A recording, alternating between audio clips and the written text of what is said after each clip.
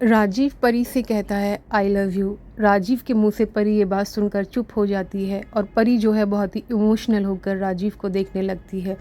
तो राजीव परी को चुप देखकर सोच में पड़ जाता है। राजीव परी से कहता है परी तुम चुप क्यों हो, कुछ तो बोलो। मैंने अपनी फीलिंग का इजहार कर दिया है और तुम हो कि चुप हो, कुछ बोल ही नहीं रही हो। मुझे सब कुछ याद है और तुम हो कि सब कुछ भूल गई हो, तुम कुछ याद करना ही नहीं चाहती हो। कुछ तो बोलो। मैं जानता हूँ कि तुम पार्वती सिंघानिया नहीं हो, तुम मेरी परी हो।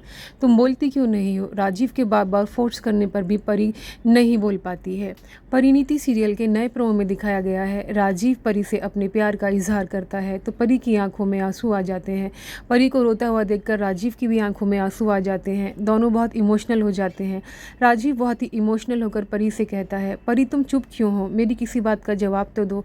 मुझे तो ऐसा लगता है जैसे तुम सब कुछ भूल ही गई हो। तुम मेरी दुनिया हो, प्लीज़ मेरी दुनिया में आ जाओ।